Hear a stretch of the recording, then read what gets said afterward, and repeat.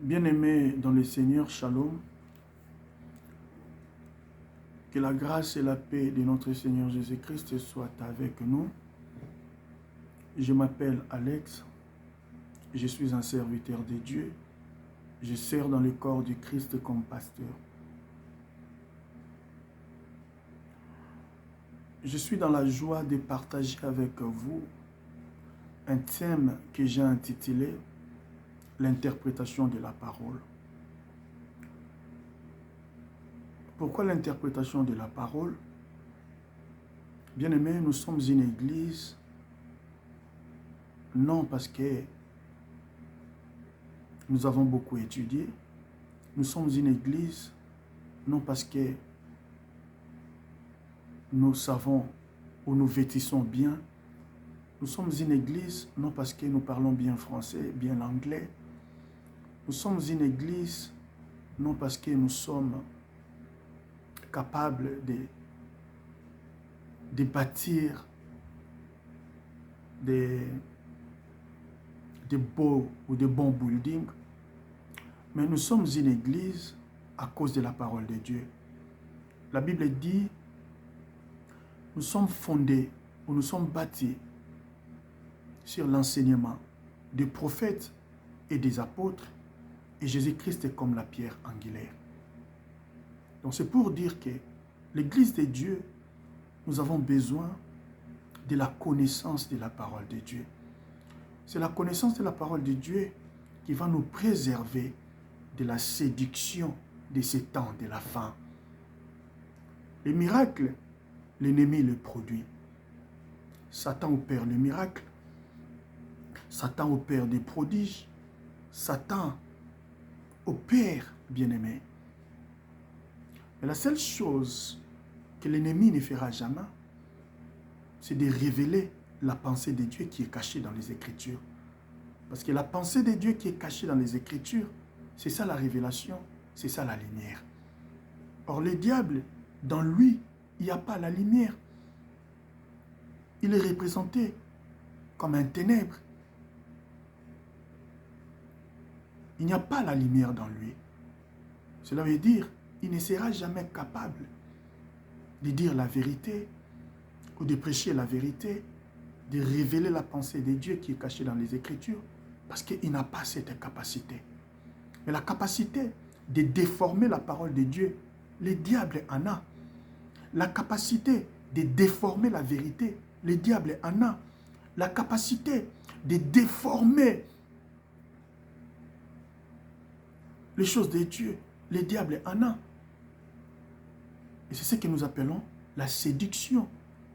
Voilà pourquoi ce qui va sauver les enfants de Dieu dans ces temps aussi difficiles que nous sommes en train de vivre, les temps de la fin, avec tout ce que nous sommes en train de voir par rapport à ce qui a été dit, prononcé comme prophétie par notre Seigneur, nous comprenons que le temps de la fin est en train de s'approcher.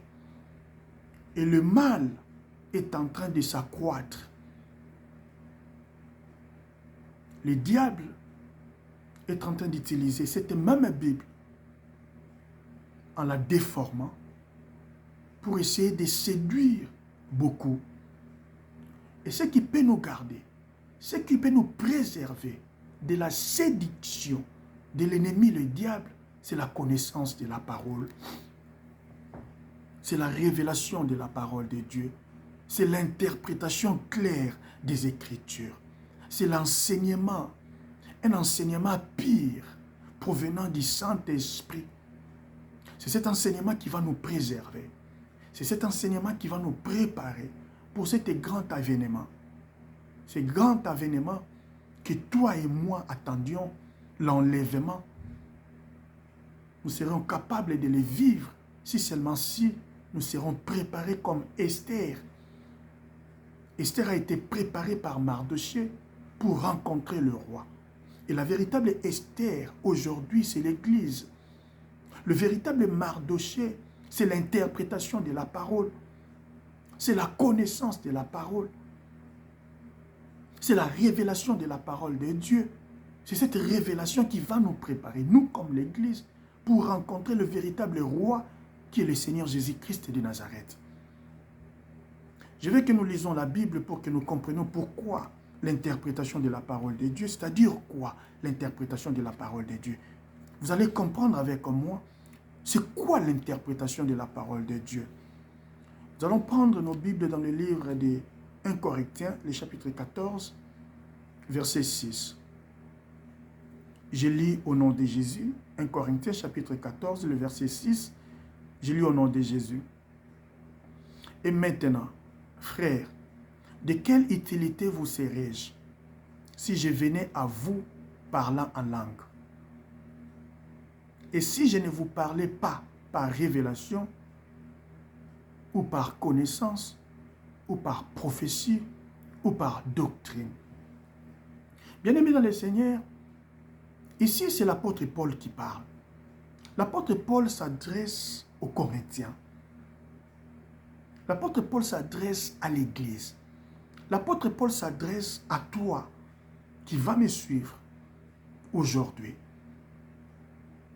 Il dit, il sera utile en quoi? S'il venait devant nous ou devant vous en parlant en langue,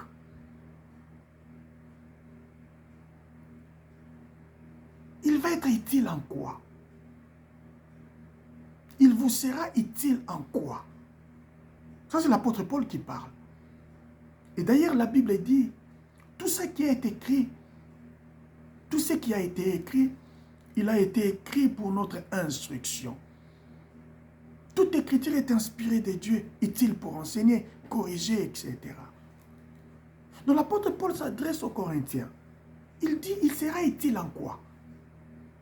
S'il venait devant vous, parlant en langue, s'il ne vous parlait pas en prophétie, en connaissance, en révélation et en doctrine, il sera utile en quoi? Qu'est-ce que l'apôtre Paul a voulu dire? Bien-aimés, la Bible est telle que vous la voyez. C'est une parlée ou c'est une prophétie en langue. La véritable prophétie, c'est cette parole. Toi qui aimes la prophétie, c'est bien. C'est le don de l'esprit. Je crois à la prophétie, je crois à la parole de connaissance. Mais la prophétie véritable, la voici. Elle est là. Et cette prophétie est comme une prophétie en langue. C'est-à-dire les saintes écritures sont comme une prophétie en langue. L'apôtre Paul dit, il sera utile en quoi? S'il venait devant vous en parlant en langue. Donc, en d'autres termes, un serviteur de Dieu sera utile en quoi? S'il vient devant l'église du Seigneur, s'il vient devant le peuple de Dieu, en train de réciter les saintes écritures, sans en donner l'interprétation. L'évangile tel qu'elle est là, elle se prêche en 4 aspects, ou encore en 4 chambres. Nous avons la connaissance, nous avons la doctrine, nous avons la prophétie, nous avons la révélation. Souvenez-vous de Genèse chapitre 2, le verset 10. La Bible dit, il y avait un fleuve qui sortait de l'Éden. Et c'est cette fleuve-là qui arrosait les jardins. Saisissez-moi très bien, bien-aimés. Il y avait une fleuve qui sortait de l'Éden. Et c'est ces fleuves-là qui arrosaient les jardins. Mais sauf que ces fleuves étaient divisés en 4 bras. L'Éden véritable, Éden en soi veut dire la joie. Et la joie, c'est le Saint-Esprit. Le fleuve qui sort du Saint-Esprit, c'est la parole de Dieu. Parce que le véritable fleuve, C'est celui qu'on appelle l'eau vive, la source intarissable. Il est un homme. Il a dit à la femme samaritaine, « Je suis la source d'eau vive qui coule jusqu'à la vie éternelle. » Vous voyez? Donc le fleuve, c'est un homme. C'est Jésus de Nazareth. Et si vous demandez à Jean, dans le chapitre 1, il vous dira qu'au commencement était la parole. La parole était avec Dieu et la parole était Dieu. Et cette parole a été faite chair. Et c'est Jésus-Christ de Nazareth. C'est que nous comprenons que Jésus-Christ, c'est lui la parole. Le fleuve véritable, c'est la parole de Dieu. C'est l'évangile de la croix. C'est ça le fleuve. Mais sauf que ce fleuve était divisé en 4 bras. C'est-à-dire l'évangile a 4 chambres, 4 bras. La révélation, la prophétie, la connaissance et la doctrine. Ce sont là les 4 chambres de l'évangile. Tout serviteur de Dieu, tout ministre de Dieu qui prend une écriture, qui est comme une prophétie en langue, est appelé à l'interpréter, soit dans la prophétie, soit dans la révélation, soit dans la connaissance, et soit dans la doctrine. Et c'est lui qui a prêché dans la révélation, et c'est lui qui a prêché dans la connaissance, et c'est lui qui a prêché dans la doctrine, et c'est lui qui a prêché dans la prophétie. Tous ont parlé de l'évangile. Vous comprenez? C'est-à-dire, un serviteur de Dieu est utile. Il est ministre de Dieu lorsqu'il est muni de la capacité de l'interprétation de la parole de Dieu. C'est ça même les ministres. On n'est pas ministre de Dieu parce qu'on sait bien parler français. Écoutez-moi bien, peuple de Dieu.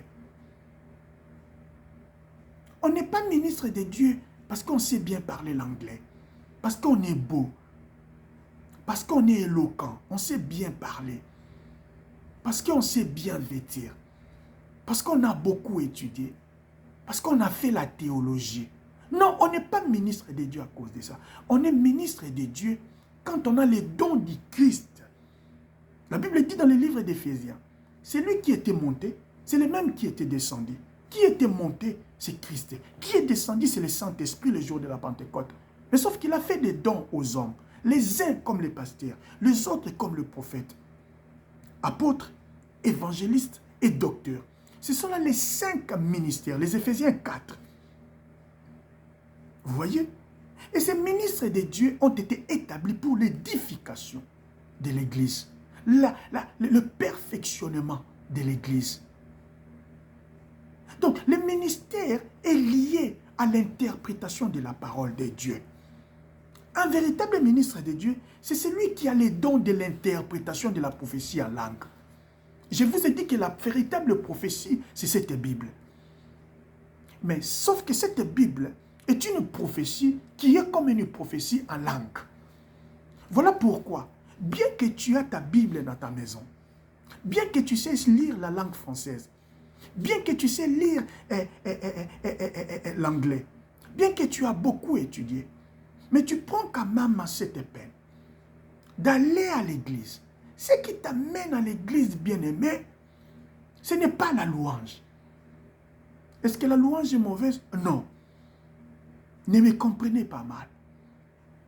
Ce qui t'amène, l'objectivité principale de ta présence dans l'église, devant un serviteur de Dieu pour l'écouter, ce n'est pas la louange.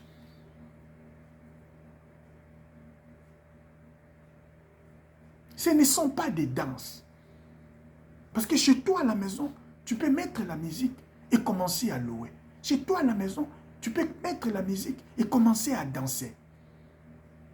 Ce qui t'amène à l'église, c'est pour aller écouter l'explication de l'écriture.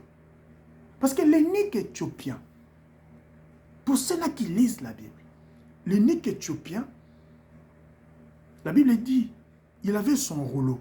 Comme toi qui me suis ou qui me suivra, tu as ta Bible chez toi à la maison. Tu sais lire le français, tu sais lire l'anglais, tu sais lire l'espagnol, tu as beaucoup étudié, tu es un docteur. L'eunuque éthiopien, il avait aussi son rouleau, que nous appelons aujourd'hui la Bible. À cette époque-là, C'était des rouleaux. Il a ouvert son rouleau, il est tombé sur le livre d'Ésaïe 53. La Bible dit, il a commencé à lire. Il était là en train de lire. Il était en train de lire parce qu'il sait lire. Mais le problème ne réside pas au niveau de lire.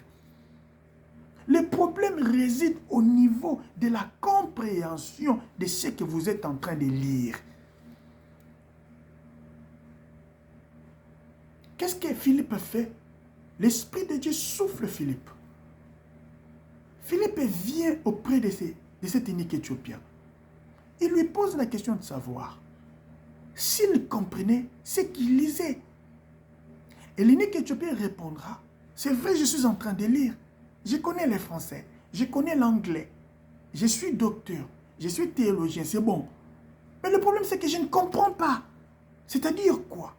La brebis, on l'a amenée dans une boucherie, elle n'a pas ouvert sa bouche. Et puis voilà. C'est-à-dire quoi? Il ne comprenait rien. Vous voyez? Il était en train de lire. Mais le problème ne résidait pas au niveau de la lecture. Le problème se résidait au niveau de la compréhension de ce que vous êtes en train de lire. Vous voyez? Et Philippe, qu'est-ce qu'il fait? Philippe va faire le travail du ministère. C'est-à-dire l'interprétation de cette prophétie qui est en langue. Philippe prend le rouleau. Il commence à expliquer à l'eunuque éthiopien le contenu du message, la pensée de Dieu qui était cachée dans les Écritures. C'était quoi la brebis? C'était quoi la boucherie? Qu'est-ce qu'Ésaïe a voulu dire dans cette prophétie en langue? Après avoir entendu l'explication de Philippe, c'est alors que la révélation qu'avait donnée Philippe à cet homme a chassé les ténèbres qui étaient l'ignorance dans l'eunuque éthiopien. Et il a ouvert ses yeux. C'était à cause de cette révélation que Philippe a amené à cet homme, à cet eunuque éthiopien, que l'eunuque éthiopien a compris que finalement, la brebis dont on parle ici, c'est un homme qui est venu sur la terre des vivants, le Fils de Dieu, mais il a accepté de se sacrifier. Sur la croix de Golgothe, il a laissé couler son sang, afin que moi, l'eunuque éthiopien, je sois sauvé. Et la Bible dit, si tu crois et que tu es baptisé, tu es sauvé. Quand l'eunuque éthiopien a écouté la révélation de la parole de Dieu, de la prophétie d'Ésaïe 53, c'est là qu'il a compris. Il dit à Philippe, mais je crois. Et qu'est-ce que nous attendons? Allons-y. Je vais me faire baptiser. Baptise-moi. Je crois, je vais être baptisé pour être sauvé. Donc vous comprenez que l'eunuque éthiopien ne pouvait pas avoir le salut s'il n'avait pas l'explication de ces écritures qu'il lisait. Vous voyez?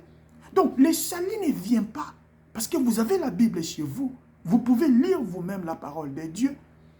Mais le salut vient quand vous avez la connaissance parfaite de ce que vous lisez. Le salut vient quand vous avez la révélation qui est la lumière qui va éclairer votre chemin et chasser les ténèbres de vos vies.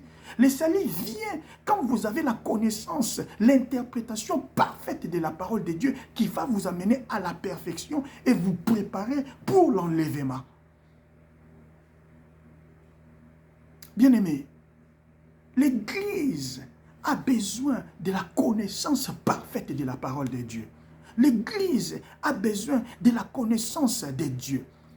Ce n'est plus le moment. On n'a plus le temps à perdre dans des plaisanteries, dans des blabla. Vous voyez? Dans des choses qui plaisent à nos oreilles. L'Église a besoin, le moment que nous sommes en train de vivre est le moment le plus dangereux de l'humanité. Nous sommes en train d'approcher vers la fin. Et nous avons besoin de la connaissance de la parole de Dieu pour nous aider. Pour nous préserver de la séduction. Le mal est en train d'accroître. Aujourd'hui, l'homosexualité est en train de battre son plein. C'est l'un des actes abominables qui a poussé Dieu à détruire Sodome et Gomorrhe. Mais si vous regardez aujourd'hui ce que nous sommes en train de vivre, même dans nos écoles, là où étudient nos enfants, on leur dit que l'homosexualité c'est un choix. Ils ont le droit de choisir comment vivre leur vie.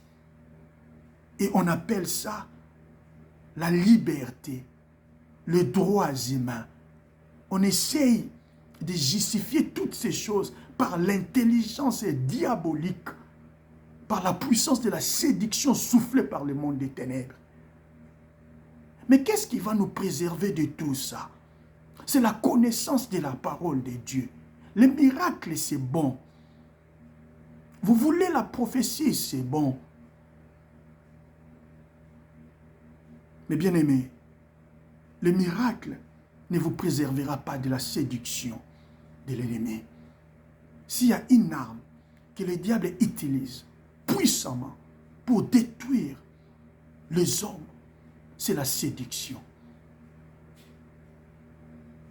Et si vous n'avez pas la connaissance parfaite de la parole de Dieu, il sera facile que vous vous retrouvez dans la perdition. Parce que la séduction est en train d'accroître. La séduction est en train de grandir, de travailler pour pouvoir amener beaucoup de gens en enfer. Voilà pourquoi la seule chose qui peut nous préserver, qui peut nous garder de toutes ces attaques, de toutes ces embûches et de tous ces pièges de l'ennemi, le diable, bien aimé, c'est la révélation de la parole de Dieu. Voilà pourquoi un ministre de Dieu, il a tout intérêt de prêcher la parole de Dieu afin que l'épouse du Seigneur obtienne la connaissance et que l'épouse du Seigneur vive dans la lumière et que l'épouse du Seigneur soit préparée pour la rencontre de son mari qui est le véritable roi, qui est Jésus de Nazareth. Donc cet unique Éthiopien ne pouvait pas avoir la vie, ne pouvait pas être sauvé s'il était resté borné en train de lire Isaïe 53 sans pouvoir comprendre la pensée de Dieu qui était cachée dans les Écritures. Et Philippe ne pouvait pas être utile à cet unique Éthiopien si Philippe n'avait pas la capacité d'interpréter, de révéler la pensée de Dieu qui était cachée dans ces Écritures. Voilà pourquoi je vous dis, un véritable ministre de Dieu, on ne le reconnaît pas parce qu'il sait parler français. Non, bien aimé, le ministère n'a rien à voir avec la langue française. On ne reconnaît pas un ministre de Dieu parce qu'il sait parler l'anglais. Non, on reconnaît un ministre de Dieu par la capacité de l'interprétation de la parole de Dieu, par l'enseignement. On n'est pas ministre de Dieu parce qu'on a beaucoup d'iré dans l'église. On est passé par toutes les étapes. Affermisseur, intercesseur, diacre, ancien, et demain on devient ministre. C'est faux et archi faux. On n'est pas ministre de Dieu parce qu'on est un garçon de confiance du pasteur. On ne devient pas ministre par rapport à l'âge. On devient ministre de Dieu parce que Dieu a déposé depuis l'éternité un don du ministère dans vous. Et cela sera reconnu quand vous allez vous lever devant le peuple de Dieu pour interpréter la parole de Dieu selon la mesure de la grâce que Dieu a déposée dans vous. Un évangéliste parlera comme un évangéliste. Un pasteur parlera comme un pasteur. Un apôtre parlera comme un apôtre. Un prophète parlera comme un prophète. Et un docteur parlera comme un docteur. Et tous, selon la grâce qu'ils ont reçue de Dieu, ils parleront de l'évangile. Ils enseigneront la parole de Dieu. Tout ministre de Dieu est un enseignant de la parole. Sauf qu'un évangéliste va enseigner comme un évangéliste. Un prophète enseignera comme un prophète. Mais ils sont tous des enseignants de la parole. On n'est pas ministre de Dieu parce qu'on a le courage de parler. On reconnaît un ministre de Dieu comme en Israël, on reconnaissait un sacrificateur par sa façon d'offrir l'holocauste sur l'autel. C'était ça un sacrificateur. Vous voyez, pour reconnaître un fils d'Aaron, on doit vous voir Regardez la façon dont vous êtes en train d'offrir l'Holocauste sur l'autel. Comment est-ce que vous êtes en train d'offrir? C'est ce qui confirmait que celui-ci, c'était un lévite. Donc un véritable ministre de Dieu, on le reconnaît par l'interprétation de la parole. L'Église a besoin de l'interprétation. Frère, sœur, toi qui me suis, tu as besoin de la connaissance de la parole de Dieu. Tu as besoin de l'interprétation véritable. Pas une interprétation qui vient de la pensée humaine. Pas une interprétation qui vient de la connaissance humaine. Mais une interprétation qui vient de l'Esprit de Dieu. La Bible dit, c'était poussé par le Saint-Esprit que les hommes ont parlé de la part de Dieu. On ne parle pas de la part de Dieu parce qu'on est docteur en théologie. On n'étudie pas l'intelligence de l'Esprit. Dans le livre des 2 Corinthiens, la Bible dit, ça c'est l'apôtre Paul qui parle, il dit, vous avez reçu le Saint-Esprit pour connaître les choses de Dieu. On ne connaît pas les choses de Dieu parce qu'on a beaucoup étudié. Mais on connaît les choses de Dieu parce qu'on a l'Esprit de Dieu en lui. Voilà pourquoi je vous dis l'interprétation de la parole de Dieu est très importante pour la vie de l'Église. L'enseignement, la connaissance de la parole.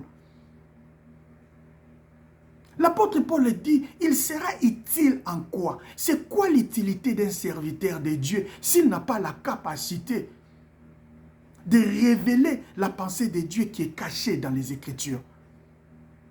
S'il n'a pas l'esprit de Jacob. Pourquoi l'esprit de Jacob? Parce que quand on a l'esprit de Jacob, on va interpréter les songes de Joseph. La Bible, c'est comme aussi les songes de Joseph. Joseph a un songe. Qu'est-ce qu'il voit dans ses songes? Il voit le soleil, il voit la lune et les 11 étoiles se prosterner devant lui. Il vient auprès de son père qui est Jacob. Il lui dit, papa, voici le songe que j'ai eu. J'ai vu le soleil, j'ai vu la lune et les 11 étoiles se prosterner devant moi. Qu'est-ce que Jacob fera? Jacob interprétera les songes de Joseph. Il lui dira, ah, tu veux dire que moi, ton père, et ta mère, et tes frères, nous nous prosternerons devant toi. C'est-à-dire Jacob le père qui est le soleil, la mère qui est la lune, et les 11 étoiles qui sont ses 11 frères. C'était ça l'interprétation. Et la Bible dit, c'est alors que Jacob garda les souvenirs de tout ça. Bien aimé, l'Église, la seule chose que l'Église peut garder comme un souvenir, c'est l'explication de l'Écriture. L'Église n'a pas gardé les souvenirs, n'a pas besoin de garder les souvenirs d'un homme de Dieu, parce qu'il est homme de Dieu, parce qu'il est beau, parce qu'il sait parler, parce qu'il est éloquent, parce qu'il rit avec tout le monde, parce qu'il parle bien avec tout le monde. Lui, il n'a pas de conflit, lui, il n'a pas de... L'Église n'a pas besoin de ça. L'Église ne garde que les souvenirs de l'interprétation de la parole de Dieu. Parce que c'est ce que nous avons besoin, l'interprétation des Écritures. La Bible dit, Jacob a gardé ses souvenirs. Il a interprété les songes de Joseph. La Bible, c'est comme un songe de Joseph. On a besoin des gens qui ont l'esprit de Jacob. Parce que les hommes meurent, mais les esprits restent. L'esprit de Jacob, c'est ça même les ministères.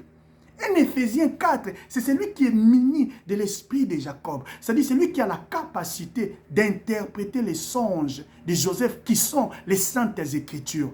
C'est ça les ministères. Et l'Église a besoin de cela. L'Église a besoin de garder ses souvenirs. Parce que la parole de Dieu est la véritable souvenir que nous avons besoin de garder. La révélation de la parole, c'est ça le véritable souvenir que nous avons besoin de garder. C'est ça qui va nous soutenir dans les malheurs. C'est ce qui nous soutient quand la séduction de l'ennemi s'élève. C'est ce qui nous soutient, ces souvenirs-là. La parole de Dieu, c'est ce qui nous soutient quand le vent soufflera contre nous, quand la tempête s'abattra contre nous. C'est ces souvenirs-là, c'est la parole de Dieu qui nous soutiendra. Quand vous gardez un souvenir C'est ces souvenirs-là qui vous soutiennent.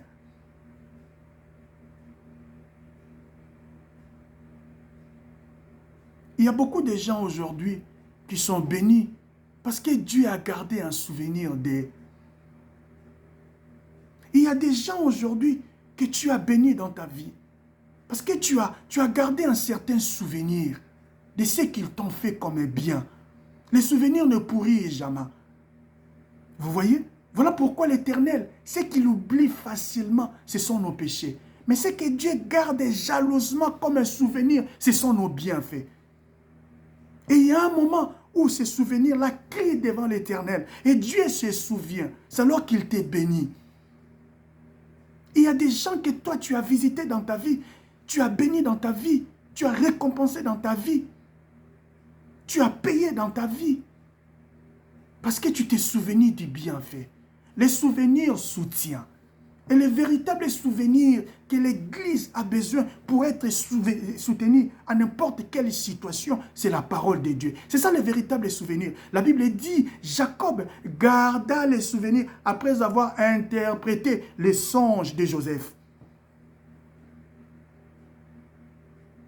Voilà pourquoi c'est une abomination pour un serviteur de Dieu de venir devant l'Église sans la capacité de l'interprétation de la parole de Dieu. C'est une abomination. C'est de la sorcellerie. C'est un envoûtement. Parce que ces gens qui viennent à l'église, ils ne viennent pas pour écouter seulement les Écritures. Ils peuvent les lire chez eux à la maison. Ils savent lire le français, l'anglais, etc. Mais s'ils viennent à l'église, ils ne viennent pas premièrement pour danser ou chanter. Ils viennent premièrement pour écouter la parole de Dieu. Et cette parole, ce n'est pas n'importe quelle parole, mais la parole de Dieu poussée par le Saint-Esprit. La parole de Dieu, la révélation des Écritures pour en fait éclairer les peuples de Dieu. Bien-aimés, nous devons comprendre ces choses afin que nous ne passions pas notre temps dans des futilités à écouter des paroles des hommes que d'écouter la parole de Dieu. Quand vous avez la connaissance de la parole de Dieu, c'est alors que vous avez un souvenir qui vous soutient devant de fausses doctrines. L'apôtre Paul dit en Éphèse, il a combattu contre les bêtes féroces. Posez-vous la question, bien-aimés. C'est quoi les bêtes féroces? Vous n'allez pas quand même me dire que l'apôtre Paul avait combattu contre les lions, contre les léopards, contre les ours ou contre les éléphants. Mais c'est quoi la bête féroce? Ou c'est quoi les bêtes féroces? C'est ce que l'apôtre Paul dit. En Éphèse, il a combattu contre les bêtes féroces. Les bêtes féroces, ce sont des fausses doctrines. C'est comme un lion, c'est comme un ours, c'est comme un animal sauvage. Il va te dévorer. Il est encore préférable que tu sois dévoré par un sorcier que d'être dévoré par un homme de Dieu qui te prêche mal la parole de Dieu. Parce qu'un sorcier, il peut toucher ton corps, mais il ne touchera pas ton âme. Dieu a dit à Satan, tu vas toucher le corps de Job, je te le permets, mais son esprit, tu ne toucheras pas. Donc un sorcier peut toucher ton corps, mais l'âme, là où réside la vie éternelle, il ne touchera pas. Alors qu'un pasteur qui ne prêche pas la parole de Dieu, qui n'a pas la capacité de faire révéler la pensée de Dieu qui est cachée dans les Écritures pour apporter la lumière au peuple de Dieu, afin que le peuple de Dieu soit préservé du mal et de la séduction de ce monde. Il est plus qu'un sorcier. Il ne tue pas seulement ton corps, mais il tue même ton âme. Parce que l'âme qui n'a pas la révélation, c'est une âme qui vit dans les ténèbres. Vous voyez? Et là où il y a les ténèbres, il n'y a pas la vie. Donc, il ne détruit pas seulement ton corps, mais il détruit et ton âme et ton esprit. Une fausse doctrine, une fausse parole détruit ton âme. Il est encore préférable que tu sois touché par un sorcier, comme je viens de le dire, qui ne touche que ton corps, mais il ne touchera pas ton âme. Mais un faux pasteur, Un homme de Dieu qui se dit homme de Dieu, mais qui n'a pas la capacité de l'interprétation des Écritures, mais il est plus qu'une bombe atomique. La bombe atomique peut détruire et détruire ton corps, mais ton âme, non. La bombe atomique n'a pas cette capacité de détruire l'âme d'un enfant de Dieu. Mais une fausse parole, une fausse doctrine a la capacité non seulement de détruire ton corps, mais de t'amener en enfer. Voilà pourquoi l'interprétation de la parole de Dieu est très importante. Je me souviens de Joseph devant Pharaon. Pharaon avait un songe. Pharaon a un songe, il ne comprend pas, il est troublé. Mais il veut l'interprétation, il veut comprendre. C'est quoi la signification de ces songes? La préoccupation d'un enfant de Dieu, un véritable enfant de Dieu. Quand tu vas dans l'église, bien-aimé, ne va pas dans l'église pour regarder l'élégance, l'aspect extérieur d'un homme de Dieu. Est-ce qu'il est court? Est-ce qu'il est élancé? Est-ce qu'il est brun? Est-ce qu'il est noir? Est-ce qu'il est blanc? Est-ce qu'il a étudié? Est-ce qu'il parle bien? Non! Quand tu vas dans une église, cherche à comprendre. Est-ce que cet homme a l'interprétation de la prophétie en langue? Parce que je n'ai pas besoin que quelqu'un vienne devant moi en parlant en langue. Rondobo, Shinda Baba, Yababa, Yakayamana Santa. Mais qu'est-ce que tu as dit? Qu'est-ce que j'ai dit, bien-aimé? Tu n'as rien compris. C'est ça la Bible. Quand elle n'est pas interprétée, c'est une prophétie en langue. C'est un songe de Pharaon. Mais la préoccupation majeure de Pharaon, c'est de comprendre. C'est quoi la signification de ces songes? C'est ça l'Église. L'Église a besoin de comprendre. C'est quoi la signification de ces songes? Ça, c'est tout un songe. Ça, c'est le songe de Pharaon. Ça, c'est le songe de Joseph. La préoccupation d'un enfant de Dieu, c'est de comprendre c'est quoi la signification de ces songes. L'interprétation de la parole. La Bible dit, Pharaon était troublé. Il a appelé ses magiciens. Il a appelé des théologiens. Il a appelé tous ses docteurs. Il a appelé des hommes que vous connaissez. Des gens qui parlent bien français, qui savent comment manipuler la langue française, l'anglais, l'espagnol. Il a appelé tout ce monde-là. Tous ces philosophes, ces psychologues. Il a appelé tout ce monde. Personne n'a pu y interpréter. Ni lui dire son songe, ni en donner l'explication. Et quand Joseph vint au-devant de lui, la Bible dit, Joseph lui dira ceci, ce n'est pas moi, mais c'est le Dieu qui est en moi. Ah, voilà le ministère. Vous voyez? Le ministère, c'est Dieu dans l'homme. Quand vous avez le ministère, vous avez Dieu. Vous avez la capacité de l'explication de la parole. Parce qu'au finish, ce n'est pas l'intelligence humaine qui explique la parole de Dieu. Non, c'est le Saint-Esprit. Voilà pourquoi je vous ai dit, l'apôtre Paul dit, vous avez reçu le Saint-Esprit pour comprendre les choses de Dieu. Vous voyez? Et Joseph se met devant le roi. Il commence à interpréter les songes du roi. C'est alors que le roi, c'est cette explication qui a même sauvé tout un peuple en Égypte. Vous voyez? C'est cette explication du songe qui a fait à ce que l'Égypte soit épargnée de la famine qui pouvait entraîner la mort et la désolation. L'explication de la parole de Dieu, la révélation de la parole de Dieu te préservera de la famine, bien-aimé. Et la famine, maintenant, aujourd'hui, c'est la séduction de l'ennemi. Ce sont les pièges de l'ennemi. Ce sont des fausses doctrines, des doctrines sataniques, démoniaques. La pensée humaine aujourd'hui qui cherche à détourner les gens, l'attention des gens du vrai chemin. C'est ça la famine.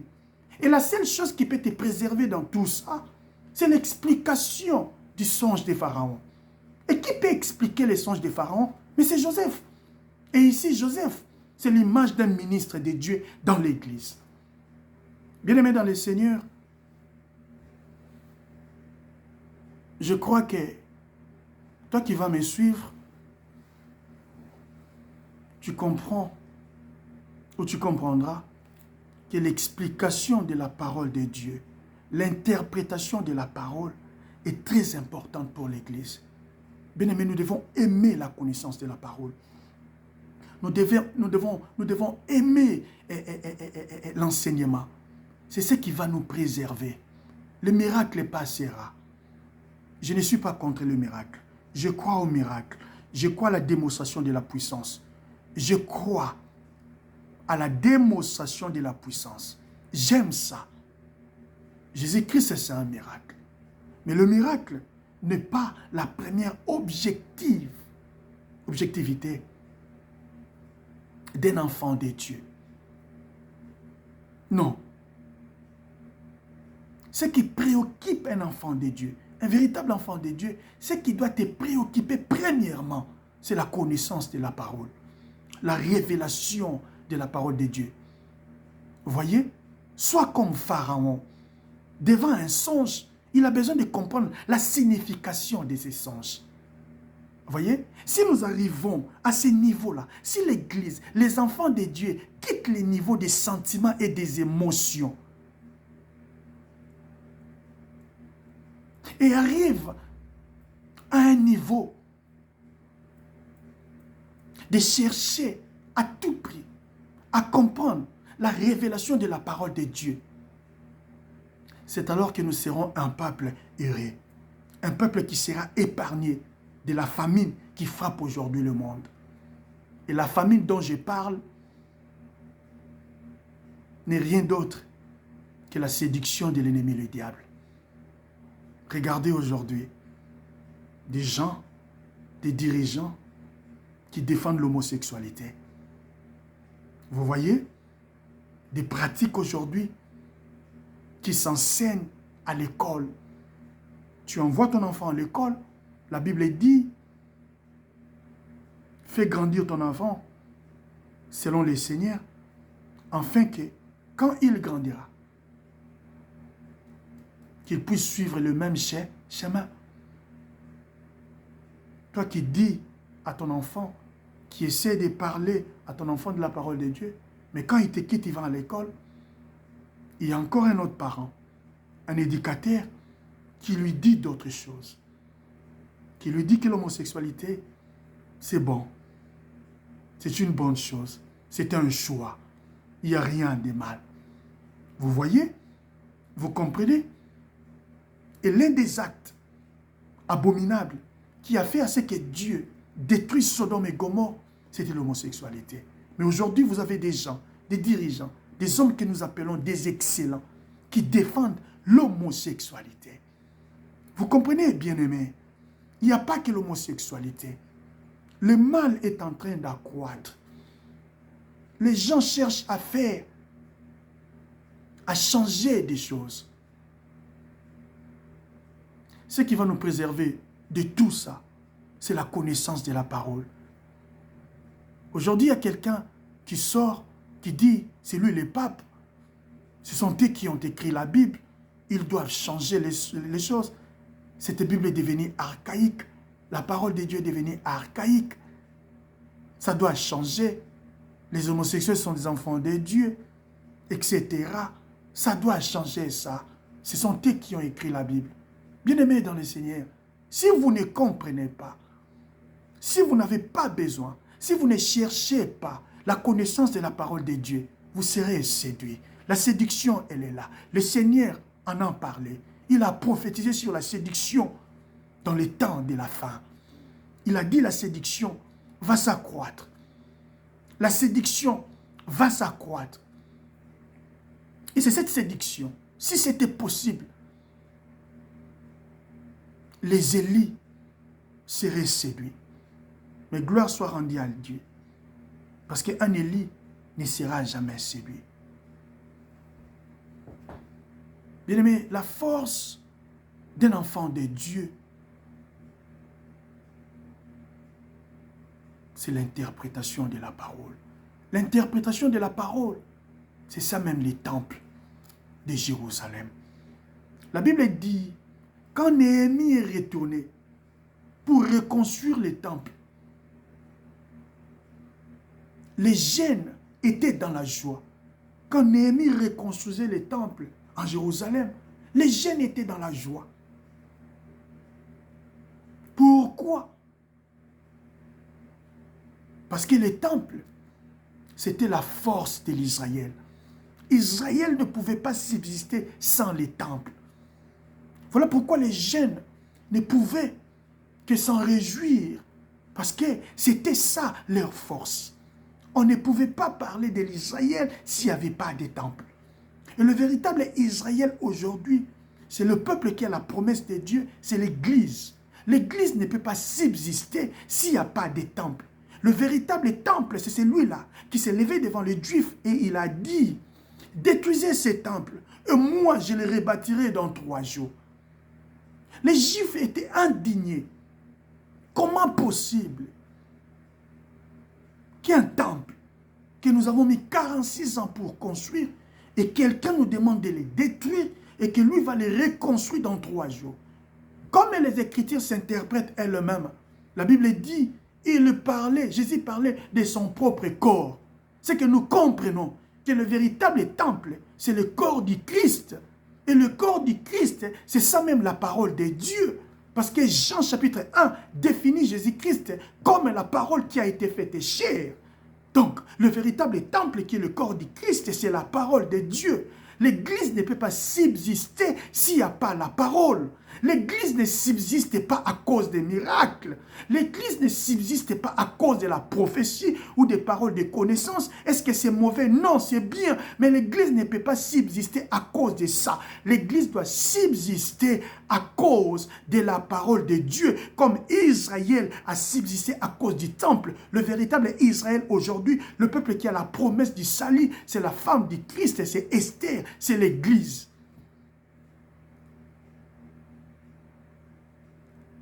Bien-aimés dans le Seigneur, je veux que nous soyons conscients de ces temps, de ces moments que nous sommes en train de vivre. Nous devons racheter les temps. Les jours sont mauvais. Pour nous préserver de la séduction de l'ennemi, nous devons aimer la parole de Dieu, la connaissance de la parole, la révélation de la parole de Dieu, l'interprétation des Écritures, dans la prophétie, dans la révélation, dans la connaissance et dans la doctrine. Dieu voulant, un jour, nous allons expliquer c'est quoi la prophétie, c'est quoi l'interprétation de la parole dans la prophétie avec des exemples, dans la révélation, dans la connaissance et dans la doctrine. Mais retenez que l'évangile a 4 bras. Selon 1 Corinthiens chapitre 14, le verset 6. L'évangile a 4 bras. Comme le fleuve qui arrosait les jardins dans Genèse chapitre 2, verset 10, tout au début, je vous ai expliqué. Comme le fleuve qui sortait de l'Éden et qui arrosait les jardins. C'est de même avec l'évangile qui est le véritable fleuve qui arrose les jardins aujourd'hui, qui est l'Église. Et le fleuve était entrecoupé en 4 bras. L'évangile a 4 bras. Que le Seigneur nous aide. Nous allons continuer avec l'aide de l'Esprit de Dieu pour essayer d'approfondir ces thèmes et voir comment est-ce que le peuple de Dieu sera béni. Parce qu'au finish, c'est la parole de Dieu qui nous bénit. Que la grâce de Dieu, que le Saint-Esprit accompagne ces messages et que tout celui qui va l'écouter, qu'il soit dorénavant béni. Mais ne restez pas bénis seul. Partage cette vidéo avec les autres. C'est une façon aussi de propager la bonne nouvelle. Bien-aimé, regarde comment à chaque fois qu'il y a des choses inutiles qui ne valent rien, qui ne glorifient pas le Seigneur, qui ne joue pas en faveur ni de Dieu, ni de l'Église. Et regarde comment, avec toute rapidité, tu partages ces histoires-là. Tu partages ces plaisanteries, ces distractions. À combien plus forte raison, tu ne partageras pas la vidéo qui parle de la parole de Dieu pour enfin permettre aux autres aussi d'écouter cette parole qui vivifie, cette parole qui purifie. La Bible dit, vous êtes déjà rendus purs par la parole que je vous ai annoncée. Voilà pourquoi que le Seigneur t'aide à partager nos vidéos. C'est la seule chose que je vais demander. Partage ces vidéos afin que les autres aussi écoutent la parole de Dieu. Abonne-toi à ma chaîne. Pardon. Abonne-toi à ma chaîne, toi qui vas me suivre. Alain Youi TV. C'est moi. Alain Youi TV. Youi s'écrit comme ceci. Y-U-H-E. Youi. Abonne-toi. Encourage-moi à faire ce travail. C'est tout ce que je peux te demander. Et le ciel se souviendra de toi. J'espère que pour aujourd'hui, je vais m'arrêter là. Je ne mets pas un point, je vais mettre une virgule. Parce que le Saint-Esprit n'a pas de point, il n'a pas de borne. Que Dieu vous bénisse. Merci. Et à la prochaine.